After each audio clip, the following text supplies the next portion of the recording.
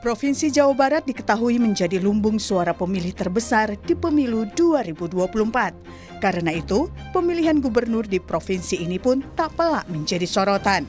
Sejumlah nama mulai santer disebut-sebut bakal ikut berkompetisi, mulai dari petahana Gubernur Jawa Barat Ridwan Kamil, Wali Kota Bogor 2014-2024 Bima Arya, dan Bupati Purwakarta 2013-2018 yang kini menjadi anggota DPR RI Deddy Mulyadi. Partai Gerindra sebagai peraih suara terbanyak pemilu 2024 di Jawa Barat menyebut dua nama yang akan diusung, yaitu kadernya Deddy Mulyadi dan politisi PAN Bima Arya. Dua nama itu muncul setelah Partai Gerindra melakukan pembahasan dengan sejumlah partai politik mitra koalisi Indonesia Maju. Sambil menunggu pendaftaran Cagup-Cawagup pada Agustus 2024 mendatang, Partai Gerindra juga terus memantau elektabilitas dua nama ini dengan melakukan survei internal. Ya, pembicaraan dengan teman-teman koalisi untuk di Jawa Barat memang lebih mengarah kepada Deddy Mulyadi dan cawagupnya Pak Bima Arya ya. Nah, kita juga sedang melakukan survei-survei sambil menunggu pendaftaran bulan Agustus. Tentunya survei-survei ini akan terus dilakukan dan penguatan-penguatan di bawah akan terus dilakukan demikian. Sementara itu, Partai Keadilan Sejahtera PKS sebagai peraih suara terbanyak kedua di Jawa Barat memastikan akan mengusung kader internal sebagai calon gubernur. Nama Ketua DPW PKS Jawa Barat, Haru Swandaru, disebut-sebut yang bakal diusung oleh partai ini. Namun penetapan Haru sebagai calon gubernur Jawa Barat masih menunggu keputusan PKS Pusat. Sementara untuk wakilnya, PKS juga tengah melobi partai politik lain. Dan sampai melalui proses dari bawah hingga ke DPP itu tinggal satu orang aja sebetulnya calonnya untuk gubernur, itu Pak Haru jadi calonnya. Tinggal sekarang bagaimana kita mencari partner koalisi dan pasangannya, wakilnya. Walaupun kita pahami bahwa ini komunikasi dan pergerakannya masih dinamis ya. Dinamis, oleh karena itu kita menjalin hubungan dengan semua parpol untuk bisa bekerja sama melihat peluang-peluang ke depan untuk memenangkan Pilgub ini. Golkar sebagai partai asal Ridwan Kamil hingga saat ini juga belum menetapkan calon yang akan diusung di Pilgub Jawa Barat. Meski begitu, Ridwan Kamil menegaskan akan maju dalam pilkada serentak November mendatang dari Partai Golkar.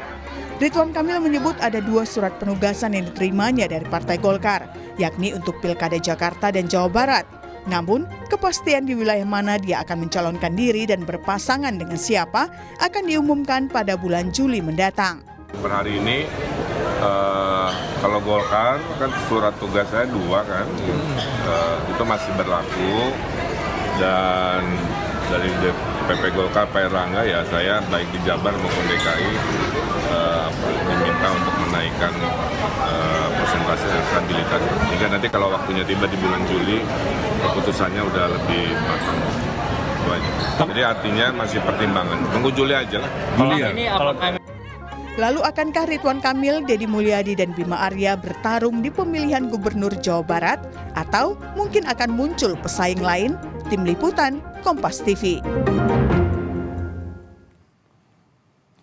Provinsi Jawa Barat, saudara, diketahui menjadi lumbung suara di pemilih terbesar di pemilu 2024. Karena itu pemilihan gubernur di provinsi ini pun tak pelak menjadi sorotan. Sejumlah nama mulai santer disebut-sebut bakal ikut berkompetisi mulai dari petahana Gubernur Jawa Barat, Ridwan Kamil, Wali Kota Bogor 2014-2024, Bima Arya, dan Bupati Purwakarta 2013-2016 yang kini anggota DPR RI Deddy Mulyadi. Lalu bagaimana peluang ketiganya bersaing di Pilgub Jabar atau akan muncul pesaing lain? Kita tanyakan kepada sejumlah narasumber pagi ini. Ada Ketua DPP Partai Amanat Nasional yang juga bakal calon gubernur Jawa Barat. Pagi hari ini sudah bergabung, Kang Bima Arya. Lalu juru bicara PKS Pipin Sopian dan Guru Besar Komunikasi Politik Universitas Pendidikan Indonesia, Profesor Karim Suryadi. Selamat pagi Bapak-Bapak. Selamat pagi. Assalamualaikum. Waalaikumsalam warahmatullahi wabarakatuh. Saya ke Kang Bima dulu nih yang punya intensi seperti untuk maju nih Kang Bima nih. Sekarang sudah ada pengukuran atau mengukur elektabilitas kalau dari Partai Amanat Nasional suara Kang Bima dan beberapa calon lainnya akan diusung Partai Amanat Nasional. Bagaimana sejauh ini Kang Bima? Saya mendapatkan tugas dari partai, sudah ada SK dan rekomendasi, ada 3 di situ intinya. Pertama, ditugaskan untuk mencari mitra pasangan dari jodohnya untuk di Pilgub. Yang kedua adalah membangun komunikasi dengan teman-teman partai lain. Dan yang ketiga adalah membangun komunikasi intensif dengan struktur partai, baik di level DPW, DPD sampai DPC, bahkan sampai ranting. Jadi 3 itu yang difokuskan sekarang. 3 itu yang akan difokuskan sekarang oleh Partai Amanat Nasional. Nah, tapi kalau saya menyimak beberapa pola koalisi di beberapa provinsi gitu ya, pilkada di beberapa provinsi, termasuk Jawa Tengah, Jawa Timur, DKI Jakarta, sepertinya komunikasi konteks koalisi nasional, koalisi Indonesia Maju ini dicoba untuk diterapkan juga di beberapa pilkada di daerah. Nah, kalau di Jawa Barat gimana sejauh ini dengan Gerindra, lalu Golkar, lalu juga partai-partai pengusung lainnya di Pilpres kemarin, Kang Bima? Memang pola koalisi pilkada ini akan mungkin terbentuk menjadi beberapa model. Yang pertama adalah diusahakan, diikhtiarkan dalam konteks koalisi Indonesia Maju. Jadi bersama Golkar, bersama Gerindra, bersama Demokrat. Apabila ada kader yang kuat di situ maka akan didukung. Apabila yang sangat kuat misalnya adalah Gerindra dan Golkar, maka di situ akan didukung. Tetapi apabila yang kuatnya adalah PAN, dan tentu ini kan ukurannya survei. Kalau surveinya kuat maka koalisi Indonesia Maju akan diarahkan ke sana. Tetapi sangat mungkin apabila potensi kader yang surveinya bagus itu ada tersebar begitu. Sangat mungkin saya kira keluar dari pakem koalisi Indonesia Maju. Jadi itulah saatnya makanya kita membangun komunikasi dengan semua. Saya sudah bersilaturahmi dengan PKS. Terakhir dengan PKS kemarin ya. Dan dengan juga PD Perjuangan. Jadi ini adalah fase babak di mana semua opsi masih mungkin dan terbuka. Tidak terpaku, terpatok ada pada pakem koalisi Indonesia Maju atau koalisi 02. Semuanya saya kira hari ini masih sangat mungkin. Survei menentukan, elektabilitas menentukan, akseptabilitas juga menentukan, dan kompatibilitas atau kecocokan antar kandidat juga sangat menentukan. Kompatibilitas, kalau ngomong-ngomong kecocokan, kemarin Gerindra juga sudah menyebut Anda akan maju mendampingi Deddy Mulyadi di Pilgub Jawa Barat. Sudah sejak kapan nih lobby-lobbynya? Emang betul demikian konfigurasinya kira-kira? Saya tentu merasa terhormat, mengapresiasi ketika nama disebut untuk dinominasikan bersama-sama dengan Gerindra, bersama-sama dengan Kang Deddy Mulyadi gitu. Intinya siap untuk bersilaturahmi, berkomunikasi dan juga tentu bekerja sama atau bahkan berpasangan dengan siapapun dari partai apapun siap. Tapi tentu pada saatnya nanti yang memutuskan kan pimpinan partai. Saya akan taat, akan fatsun, samina wa atona dengan perintah partai kemanapun melangkah, ditugaskan berlari kita lari, ditugaskan berhenti dan mendukung yang lain kita pun ikhlas. Kira-kira begitu. Yang penting saat ini adalah menguatkan kaki, membangun jejaring ke atas, ke bawah, ke kanan, ke kiri, ke semuanya untuk mengenalkan diri. Oke, saya ke Kang Pipin dulu nih. PKS ini jadi partai pemenang kedua di Jawa Barat, Kang Pipin, saat pemilu kemarin. Jadi karena ini PKS juga sepertinya juga pede untuk bisa bergerak sendiri. Nah, kepercayaan diri itu diiringi dengan sejumlah tokoh juga nggak yang bisa diusung oleh PKS? Atau PKS punya incaran-incaran tertentu untuk tokoh-tokoh di Pilkada Jawa Barat, Kang Pipin? Yang pertama, tentu kami mengucapkan terima kasih dan apresiasi kepada warga Jawa Barat yang sudah memberikan kepercayaan suaranya kepada Partai Keadilan Sejahtera. Bagi kami, kepercayaan itu tentu akan kami optimalkan untuk bagaimana ke depan PKS bisa tidak hanya di legislatif tetapi juga di eksekutif. Nah, ini tentu bagi kami syarat ke depan yang harus memimpin salah satu provinsi terbesar adalah orang-orang yang punya kapasitas, orang-orang yang punya integritas dan selalu kami katakan capacity to win dan capacity to govern, kemampuan untuk menang dan kemampuan untuk memerintah ini sangat penting. Dan saya kira banyak misalnya para tokoh di PKS, Kang Haru misalnya sekarang ketua DPW Jawa Barat, salah satu yang kami ajukan dan saat ini kami juga berkomunikasi termasuk dengan Kang Bima Arya. Kami tentu akan mencari sosok-sosok yang sebagaimana dulu kami punya Kang Aher 2 periode memimpin Jawa Barat sukses ya, dan tentu kami juga selalu mencari itu. Dan bagi kami karena Jawa Barat ini juga selain lumbung suara PKS juga adalah sebagai basis suara dan basis politik dan kader PKS termasuk yang terbanyak dibandingkan daerah yang lain, tentu ini kesempatan bagi kami ya. Tokoh-tokoh yang kami munculkan memang ada Kang Haru Suandaru, ada mantan wali kota Depok 2 periode, itu juga ada aspirasi yang masuk, tetapi lebih menguat kepada Kang Haru. Nah, tetapi kami juga akan melihat bagaimana konstelasi politik ke depan. Apakah misalnya Kang Emil tetap di Jawa Barat atau misalnya pindah ke Jakarta, itu juga akan menjadi pertimbangan bagi PKS menentukan ke depan seperti apa, dengan siapa kami berkoalisi. Tapi syarat bagi kami ketika koalisi dan menentukan siapa calon gubernur atau wakil gubernur adalah tadi kemampuan untuk menang, kemampuan untuk memerintah ini sangat penting. Nah, makanya rekam jejak, rekam prestasi dan rekam gagasan itu kami akan lihat. Bagi kami memang mantan kepala daerah yang punya prestasi tentu akan kami lihat ke depan. Dan karena kami tidak mau mengecewakan warga Jawa Barat ya, dan kami ingin melanjutkan prestasi yang sudah dilakukan oleh Kang Aher 10 tahun ke belakang, yang kami lihat seharusnya memang itu terjadi di Jawa Barat. Sekali lagi kami welcome, siap bekerja sama dengan siapapun. Bagi PKS saat ini adalah momentum pilkada, adalah momentum relaksasi politik. Kami akan berusaha untuk berkoalisi dengan siapapun yang tadi punya peluang menang dan bisa memberikan kepuasan bagi masyarakat Jawa Barat.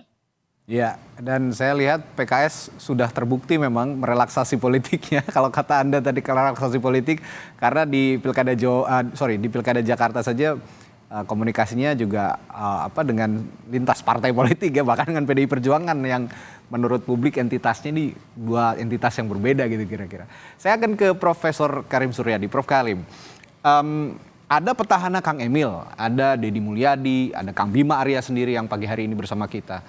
Tapi kriteria pemilih Jawa Barat ini sebenarnya bagaimana? Kalau saya lihat harus ada pesohor sepertinya kalau dari pilkada ke pilkada di pilkada Jawa Barat ini. Tapi saya akan tanyakan kepopuleran, kinerja atau ada faktor lain, Prof Karim? Ya, pilkada Jawa Barat ini sangat unik ya, apalagi sekarang gitu ya. Sangat unik kalau dibanding Jawa Timur kan suaranya sudah berkumpul mengerucut ke satu tokoh jauh-jauh hari, Jawa Barat belum.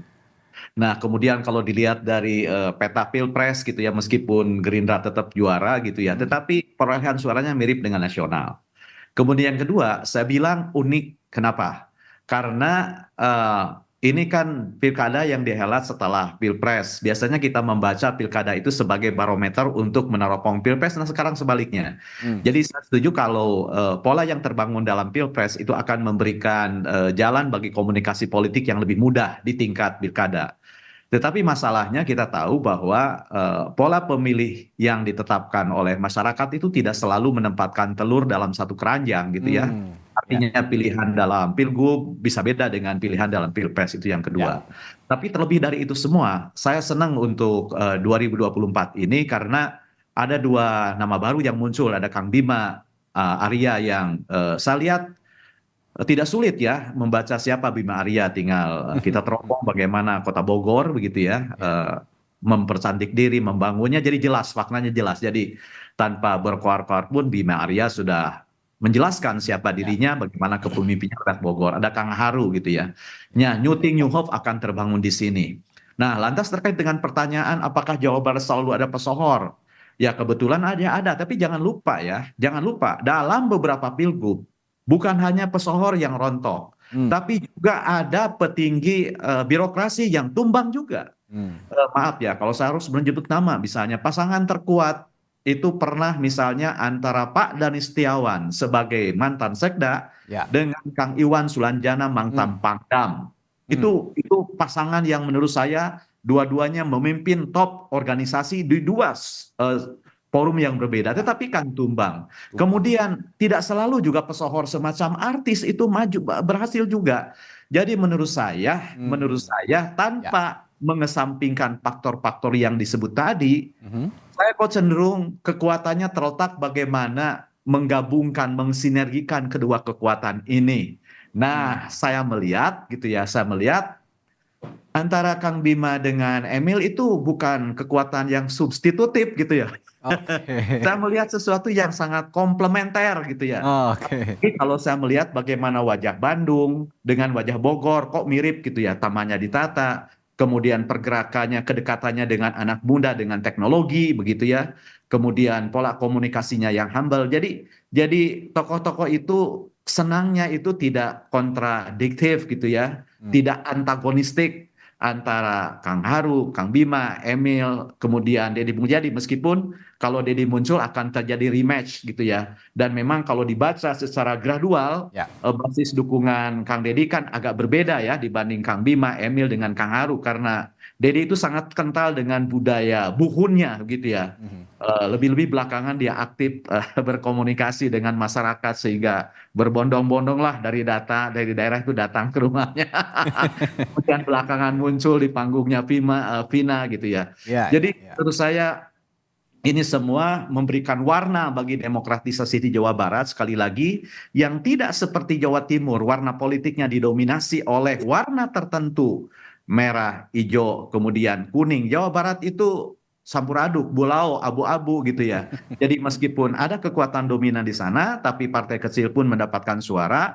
Ini menandakan bahwa keterbukaan politik masyarakat Jawa Barat sangat terbuka terhadap calon-calon yang secara kalkulatif bisa diunggulkan. Benar bahwa pesohor pernah jago di sini, tapi jangan lupa banyak juga pesohor yang tumbang, banyak juga pejabat tokoh birokrasi yang gagal, bahkan pengusaha yang tidak mendapatkan sambutan. Jadi menurut saya terlalu menyederhanakan persoalan jika menggambarkan profil pemilih di Jawa Barat dan perilaku pemilihnya ke dalam satu atau dua kata hanya berdasarkan pada satu atau dua kasus yang pernah terjadi di sini. Saya sekarang beranjak ke mesin politik, Prof. Karim. Menariknya bahwa saya setuju dengan pendapat Anda tadi bahwa Jawa Barat itu campur aduk, terlihat dari pemenang pemilu dari tahun ke tahun, dari pemilu ke pemilu maksud saya, yang selalu berubah-ubah di Jawa Barat.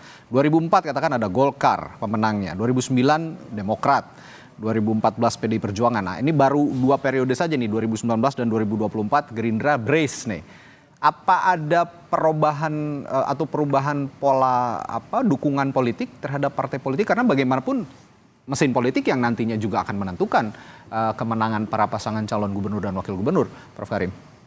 Oh iya, betul, Gerindra brace di Jawa Barat. Tetapi jangan lupa ya, dia kehilangan suara yang cukup besar dibandingkan dengan partai lain yang kenaikan suaranya signifikan juga gitu ya. Jadi artinya meskipun tetap unggul, tetapi tetap terjadi perubahan dukungan ya.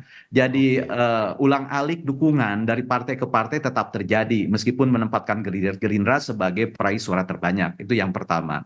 Nah, yang kedua, saya ingin menegaskan sekali lagi bahwa selalu terjadi perbedaan antara memilih calon gubernur dengan calon presiden dan antara memilih calon gubernur sebagai sosok, sebagai pribadi dengan partainya begitu ya.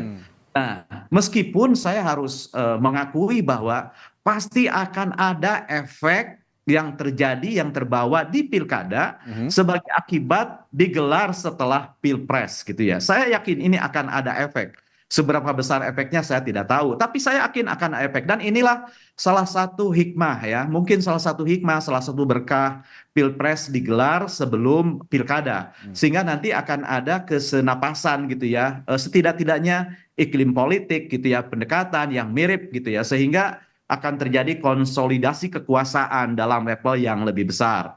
Nah, tentu saja konsolidasi kekuasaan itu kan tidak selalu simetris gitu ya. Bahwa sekarang ada koalisi besar di tingkat nasional, itu tidak selalu akan terjadi miniatur yang sempurna di tingkat daerah. Sebab bagaimanapun dinamika kekuasaan di daerah ini kan harus dikalkulasi. Apalagi untuk Jawa Barat yang sangat dinamis, yang sangat terbuka, di mana partai politiknya juga aktif gitu ya. Aktif saya bilang karena beberapa ketua DPW di Jawa Barat juga lolos dalam Pileg 2024 gitu ya. Jadi itu menurut saya. Jadi partai itu saya ibaratkan sebagai bensinnya, ya, sebagai bensinnya, tetapi figurnya yang diusung itu seperti olinya. Bisa jadi kekuatan partainya besar, kalau salah memilih figurnya ya tidak akan mengeluarkan performance yang maksimal begitu ya. Jadi kebesaran partai itu kan pada akhirnya akan ditentukan bagaimana keseluruhan totalitas dari komponen-komponennya untuk bergerak maju dan memenangkan kandidat yang diusungnya gitu ya. Oke, salah-salah oli mesinnya berkarat gitu ya Prof kira-kira? Ya itu dia. Oke, saya ke Kang Bima lagi nih. Tadi saya tertarik dengan pernyataannya Prof Karim bahwa ada sedikit banyak ada pola yang sama Kang Bima. Anda dengan sosok Ridwan Kamil ketika maju di Pilkada Jawa Barat pada periode sebelumnya di 2018 ya. Nah, waktu itu juga Kang Ridwan Kamil sebagai wali kota Bandung dan Kang Bima terakhir menjabat sebagai wali kota Bogor. Anda punya pandangan seperti apa merespons pernyataan Prof Karim? Memang ada pola yang sama untuk langkah politik ke depan untuk Kang Bima atau bagaimana? Ada 3 hal yang menentukan terbentuknya pasangan dan koalisi. Yang pertama itu adalah tingkat keterpilihan. Kita bicara angka-angka survei, elektabilitas. Yang kedua adalah penerimaan, sejauh mana kita bisa diterima oleh partai-partai lain. Walaupun surveinya tinggi, tapi nggak diterima, ya nggak bisa masuk juga itu barang. Nah, yang ketiga adalah kecocokan. Survei tinggi, pimpinan partai oke, tapi pengantinnya nggak oke. Nggak jodoh. Nggak jodoh. Prof Karim sangat paham, Kang Pipin juga sangat paham. Nah, walaupun ya sebagai politisi, sebagai pemimpin kan kita harus siap bekerja sama dengan siapa saja. Tapi kalau kitanya siap, yang lainnya nggak siap kan bisa beda juga gitu ya. Jadi itulah yang terjadi hari ini. Dan kita hari ini juga ada di kondisi yang belum pasti semua. Kang Emil belum pasti apakah akan kembali ke Jawa Barat dan atau ke di Jakarta. Ya.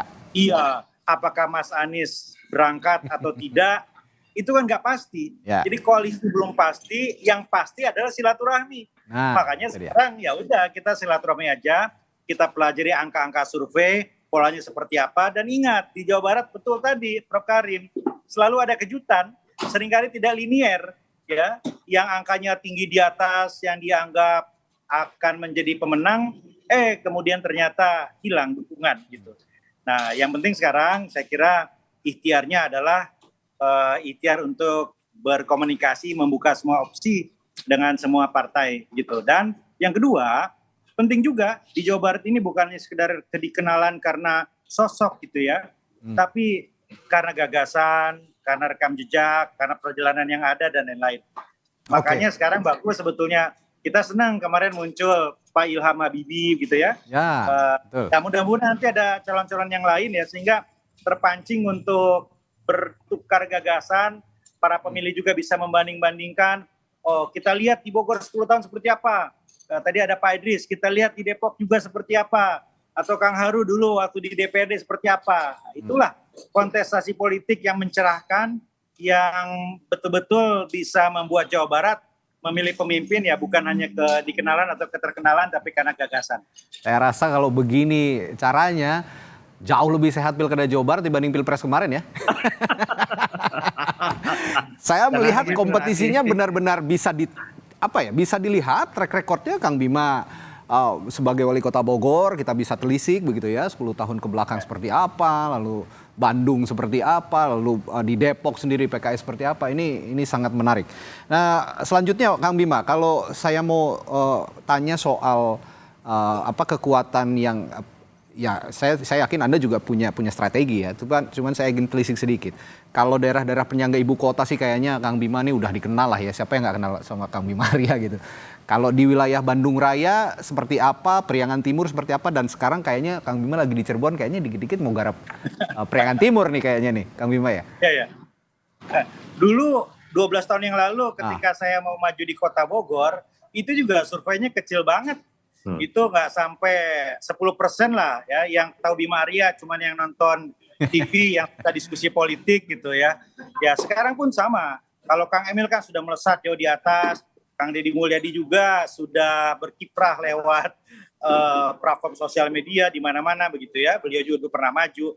Nah, tetapi kan yang penting itu kalau survei itu kita baca trennya. Sebagai mantan pelaku survei, kita melihat ada tingkat kedikenalan dan tingkat kesukaan. Nah, angka itu penting. Nah, kita pelajari angka-angka itu di mana dan di basis-basis mana.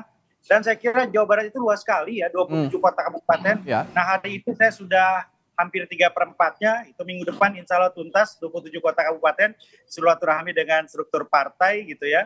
Dan kita pelajari bagaimana pola-polanya yang pas, karena Jabar itu kan bermacam-macam, di selatan berbeda, di Pantura berbeda, dan hari ini kan tentu kita sangat dibantu oleh platform sosial media, ya sangat dibantu oleh pendekatan-pendekatan di dunia maya, dan kita pelajari betul algoritma kekinian sekarang, algoritma Gen Z seperti apa, algoritma Gen X seperti apa, ya, dan mungkin bagaimana treatment kita terhadap baby boomers. Kita akan belajar juga dari kemenangan koalisi Gemoy kemarin, apa yang membuat mereka menang, pola-pola apa yang hari ini harus kita baca sebagai tanda-tanda zaman.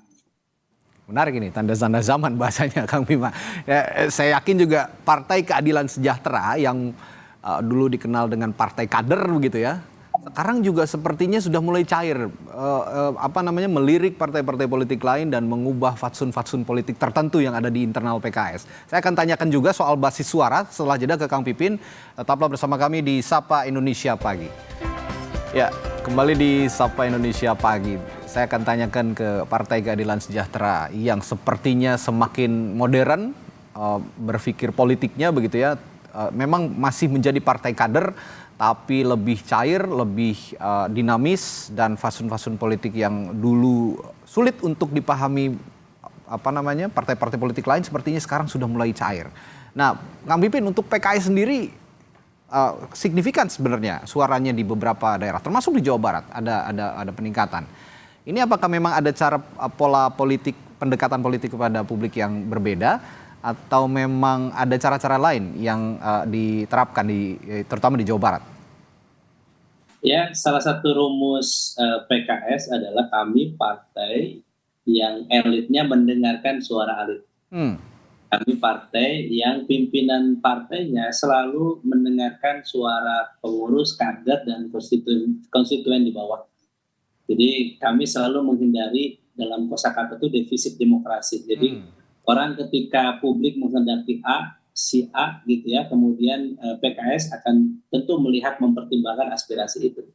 Sehingga inilah yang selalu menggerakkan. Kami apresiasi, selalu respect terhadap masukan, saran dari bawah. Sehingga dalam pilkada kami tentu akan mendengar bagaimana dari DPR tingkat ranting, kemudian tingkat cabang, tingkat daerah, kabupaten, sampai tingkat wilayah. Tapi akan dengarkan suara-suara mereka, sehingga apa? Mereka merasa memiliki terhadap keputusan yang diambil oleh pimpinan partai. Jadi meskipun SK, siapa calon gubernur, siapa calon wakil gubernur itu ditentukan oleh pusat, tetapi kami akan selalu mendengarkan itu. Itulah yang membuat tiga hal yang selalu yang dimiliki oleh mesin partai politik adalah, satu adalah militansi kader, dimanapun, wabil khusus di Jawa Barat, kami memecahkan bagaimana dulu waktu Kang Aher dan Kang Deddy Yusuf, dulu orang melihatnya sebelah mata, tetapi kami membuktikan bahwa kekuatan Kang Aher dan Kang Deddy Yusuf waktu itu melihat bisa menang. Tetapi kemudian satu periode kemudian Kang Deddy Yusuf mungkin merasa, oh ada kontribusi saya, waktu itu lawan juga Kang Deddy Yusuf melawan Kang Aher. Kang Aher punya Kang Deddy Mizwar waktu itu. Tetapi alhamdulillah kami juga diberikan amanah. Nah, kemarin terakhir kita melihat ketika lawan ada Ajat Sudrajat dan Ahmad Syaihu melawan Kang Emil, kemudian Kang Deddy Mulyadi dan juga Kang Deddy Mizwar. Di situ kan waktu itu kami di bawah elektabilitas, tapi kami bisa menjadi runner up.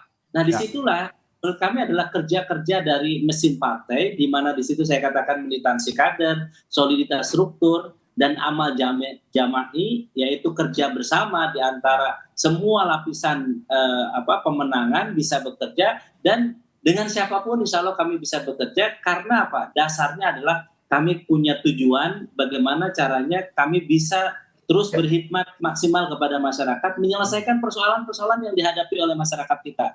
Apa sih yang dihadapi oleh masyarakat Jawa Barat saat ini?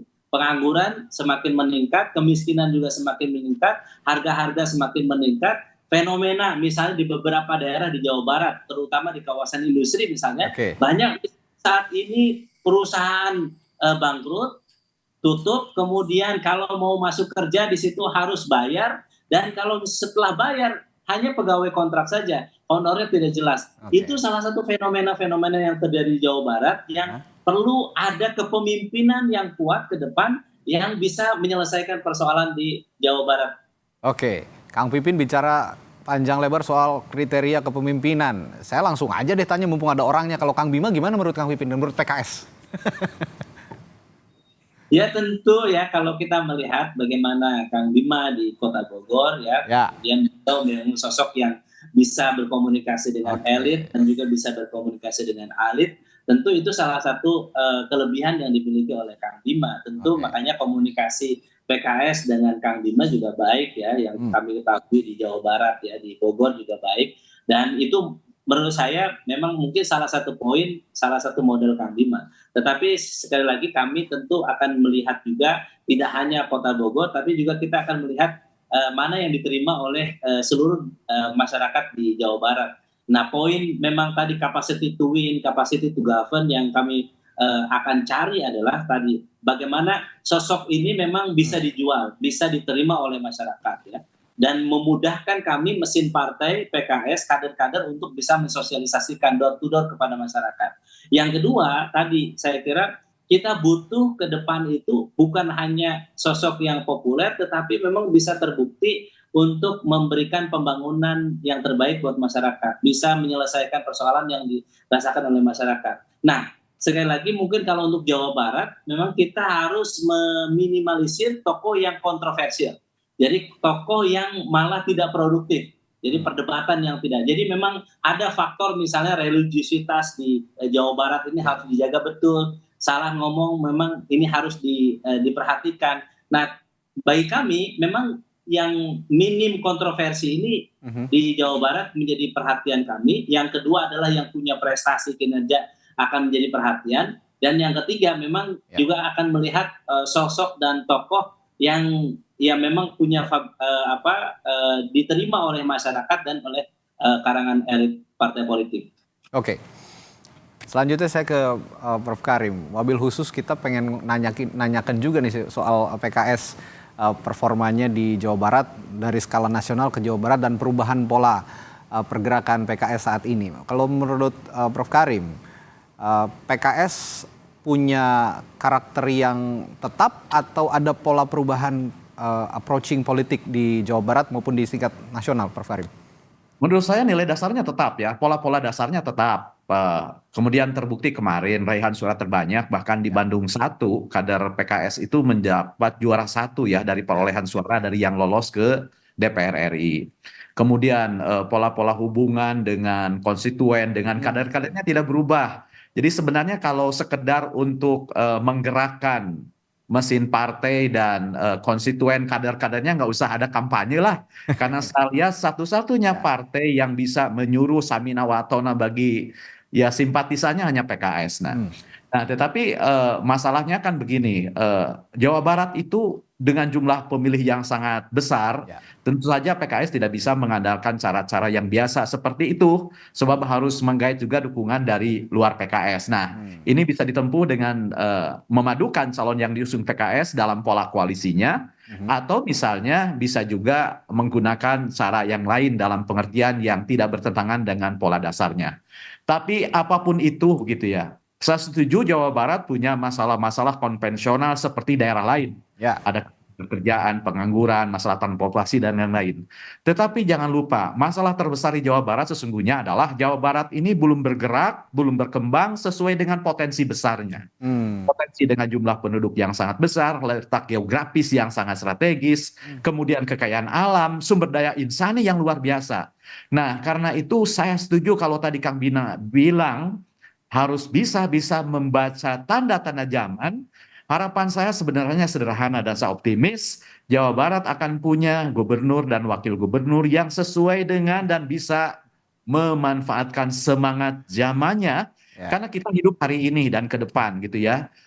Jawa Barat memang ada etnis Sunda terbesar, Islam terkuat, tetapi orang-orang Sunda itu sudah sangat Islami dan Islamnya itu Islam moderat, sehingga ini yang membuat pola hubungan antara Pantura, Priangan Timur, kemudian Jabar Selatan itu berbeda pola orientasi, baik kedekatannya dengan kiai, kedekatannya dengan ulama, kemudian kedekatannya dengan budaya. Nah, ini yang memungkinkan mengapa Jawa Barat ini agak sulit juga diteropong oleh survei. Saya orang yang percaya pada survei, tetapi untuk Jawa Barat, misalnya kita bisa melihat bagaimana Ridwan Kamil menang dengan perkiraan survei yang amat tipis. Kemudian yang paling mengejutkan adalah kemenangan Ahmad Heriawan. Saya ingat betul, 3 hari sebelum pencoblosan ada lembaga survei nasional yang mengumumkan calon yang berbeda. Tapi itu tumbang hanya 3 hari. Jadi itulah pola-pola di Jawa Barat. Kenapa? Itu menegaskan bahwa memang agak rasional kalkulatif gitu ya. Nah, itu yang pertama untuk perkotaan. Tetapi masalahnya sekarang di perdesaan. Nah, inilah yang menegaskan pentingnya struktur partai. Selama Pilpres kemarin, saya banyak sekali berjalan ke daerah gitu ya. Banyak daerah yang jangankan keinjek sama capres sama tim sukses. Bahkan ada baliho nyampe juga tidak. Saya jalan dari Bandung misalnya ke Rawabuaya gitu, banyak sekali daerah-daerah yang tidak ada balihonya, tidak ada balihonya. Ada beberapa daerah yang hanya ada satu gambar dominan. Ketika saya tanya, oh memang DPC-nya, DPD-nya aktif gitu ya. Jadi agak sulit untuk menjelajahi wilayah Jawa Barat semuanya. Tidak pula bisa dijangkau dengan media sosial, karena ini Kang Bima ya, PR untuk Kang Bima, Jawa Barat itu meskipun dekat dengan ibu kota, tetapi blank spotnya juga masih sangat banyak. Tidak jauh-jauh, misalnya di kampung saya di Subang. Dari Bandung ke Subang itu cuma 1,5 jam, cuma 40 kilometer. Tetapi karena gunung, di balik gunung, oh TV nasional aja nggak keterima meskipun udah komentarnya tinggi, HP juga, WA juga lemot, Zoom nggak bisa gitu ya. Nah ini dia, bagaimana misalnya mendapatkan tokoh yang didengar sebagai opini leaders gitu ya, itu akan ampuh selain memang menggerakkan mesin partai gitu ya. Jadi gubernur, selamat datang gubernur dan wagub yang sesuai dengan semangat zaman lah. Ini akan terjadi. Ngomong-ngomong tanda-tanda zaman memang, tapi semangat zaman. Iya. Tanda-tanda zaman ini yang menarik juga, Prof. Kalau saya perhatikan ada tanda-tanda zaman yang konotasinya positif, begitu ya. Ada juga yang negatif, seperti pola-pola tertentu yang bisa dijamah oleh kekuatan besar di pusat. Saya langsung saja bicara di Jakarta saja. Ada nama Kaesang yang dimodifikasi dengan aturan-aturan tertentu, katanya begitu ya dari beberapa perspektif publik. Di Jawa Tengah pun karena memang seorang Presiden Joko Widodo berasal dari Jawa Tengah, ini ada konfigurasi tertentu yang dialamatkan untuk Pilkada Jawa Tengah dari pusat begitu. Di Jawa Timur pun begitu. Hovifah Indar Parawansa seperti akan melawan kota kosong dengan kekuatan besar itu. Saya setuju, di Jawa Barat agak blank spotnya masih banyak, tapi apakah kekuatan besar itu akan bisa menyusup ke Jawa Barat, Prof. Karim? Ya bisa saja, tetapi kalau kita lihat polanya ya, tadi saya bilang, saya gambarkan, saya bandingkan bagaimana Jawa Barat dengan Jawa Timur. Sosok Hovifah kan mirip-mirip Ridwan Kamil sebagai petahana gitu ya, berada pada blok yang sama dalam Pilpres kemarin. Tetapi kan di Jawa Barat tidak seperti Jawa Timur ya, hanya beberapa baru Kang Bima yang mendapatkan penugasan secara resmi, kemudian ada Ilham Habibie yang mendapatkan penugasan yang sama, tetapi kan uniknya tidak bertumpu pada satu tokoh, sehingga kemunculan Kang Haru, yang lainnya juga masih terbuka. Jadi itu yang menurut saya ini yang memberikan harapan bagi pilkada di Jawa Barat yang sangat kompetitif gitu ya, sangat kompetitif dalam pengertian ya kita ngadu gelis ngadu kasep lah gitu ya, ngadu gelis ngadu kasep. Dan jangan lupa, masyarakat Jawa Barat itu sangat percaya dengan pepatah hade ku omong goreng ku omong batostan pil ilmi wal jismi. Jadi hade kogok hade tagog gitu ya. Ilminya masuk, jisminya juga masuk. Jadi ini yang membuat saya optimistik gitu ya. Pilgub Jawa Barat kali ini akan kompetitif Dan kita tidak sedang menunggu manusia setengah dewa gitu ya. Tapi kita sedang menunggu manusia yang dengan rekam jejak dan pengalamannya bisa menjelaskan kesiapannya untuk memimpin 50 juta penduduk di Jawa Barat ini. Sehingga yang kita baca bukan hanya tagongnya di baliho, tapi rekam jejak yang terbaca terdedah dengan nyata gitu ya. Dan itu yang menggembirakan saya karena tokoh-tokoh yang muncul kan orang-orang yang sudah punya cerita dan jejak yang nyata gitu ya. Saya senang hari ini diksi-diksi Sunda keluar dari Prof. Karim karena memang masyarakat Jawa Barat sangat sangat tertarik dengan diksi-diksi Sunda seperti ini, dan ini yang sepertinya harus juga diperhatikan oleh calon-calon gubernur dan wakil gubernurnya di Jawa Barat. Nah, terakhir Kang Bima dan juga Kang Pipin, saya ke Kang Bima dulu. Tadi kalau kata Prof. Karim ngadu gelis, ngadu kasep, mengadu kecantikan dan kegantengan begitu kira-kira. Tapi sesuai kalau kata masyarakat ya. Bukan hanya fisik. Bukan hanya fisik. Nah ini, tapi bisa nggak gelis dan kasep atau ganteng dan cantik ini sesuai dengan apa yang kalau kata orang Sunda dipika butuh, apa yang dibutuhkan gitu, Kang Bima kira-kira? Kalau cantik dan kasep, gelis dan kasep itu kan relatif, itu masalah selera. Tapi yang pasti adalah pemimpin itu harus punya gagasan dan paham persoalan. Saya mau catat tadi yang disampaikan oleh Prof. Karim dan Kang Pipin. Kalau keliling di Jawa Barat ini, saya kadang-kadang buat istri saya khawatir. Betul. Bukan apa-apa, karena suka susah dikontak, karena suka hilang. Yang disebut Prof. Karim itu betul. Banyak blank spot di Jawa Barat, di Jawa Barat ini berdasarkan catatan, ini catatannya dari provinsi, ada 355 desa. 355 desa yang betul-betul belum tersentuh oleh jaringan internet di situ. Nah, kemudian Kabupaten Garut ini menjadi kabupaten yang paling banyak blank spotnya gitu. Ada 66 desa yang sama sekali tidak tersentuh. Dan angka ini semakin menurun begitu. Jadi jangan dulu kita berbicara panjang lebar ya tentang investasi yang datang yang tertinggi di Indonesia, tapi nggak semuanya menetes ke bawah, menimbulkan dampak bagi kesejahteraan warga terkait kebutuhan dasar. Kita sebagai pemimpin juga harus paham dan belanja banyak sekali persoalan. Jadi selain mengenalkan diri, Prof, Kang Pipin, ya saya juga merasa wajib untuk paham persoalan yang ada.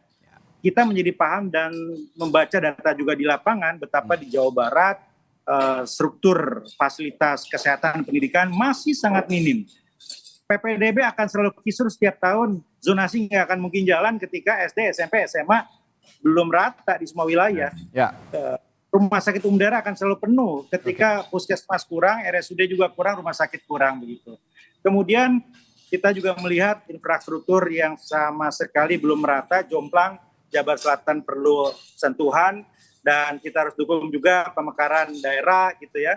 Ada rencana Garut Utara, Sukabumi Selatan dan lain-lain. Jadi ya itu tadi bukan soal gelis dan kasep ya, tetapi juga gagasan-gagasan dan persoalan-persoalan bisa kita pahami sehingga ketika pada saatnya nanti takdir itu datang, maka kita sudah bisa bersama-sama bukan saja belajar cepat tapi juga bisa eksekusi bersama koalisi. Oke, terakhir Kang Pipin sebagai penutup, apa yang ingin Anda sampaikan pagi hari ini soal Jawa Barat? Ya, konsentrasi politik pilkada itu harus memberikan manfaat kepada masyarakat. Jadi itu titik utamanya. Kita harus menjadikan pilkada sebagai momentum memilih pemimpin yang bisa menggerakkan rakyatnya untuk bersama-sama membangun daerahnya. Jadi kita tidak menghendaki seorang pemimpin hanya menaikkan popularitas dan elektabilitas dirinya, dikenal tetapi tidak punya dampak terhadap pembangunan dan penyelesaian persoalan yang dihadapi oleh masyarakatnya. Yang kedua, kita tentu membutuhkan ke depan di Jawa Barat ini adalah sosok yang memiliki politik anggaran, pemimpin yang paham bahwa politik anggaran itu sangat penting. Banyak di antara kita tadi hanya memoles ya, mohon maaf, misalnya hanya ngageliskeun taman atau hanya ngageliskeun jalan, tetapi hanya infrastruktur, hanya bentuk fisik yang dipersoalkan, tetapi tidak menyelesaikan persoalan SDM-nya, jadi persoalan manusianya.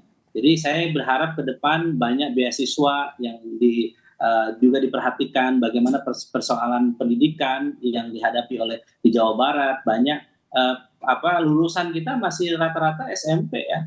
Jadi ini yang agak mengkhawatirkan bagi kita. Bagaimana nanti ruang kelas baru harus diperbanyak gitu, sehingga nanti sistem zonasi yang kita rasakan saat ini selalu setiap tahun, Kang Bima, yang persoalan warga adalah persoalan zonasi. Kenapa? Karena terkadang jumlah SD, SMP, SMA-nya tidak sama, sehingga potensi terjadi anak yang tidak melanjutkan sekolah ini sangat besar.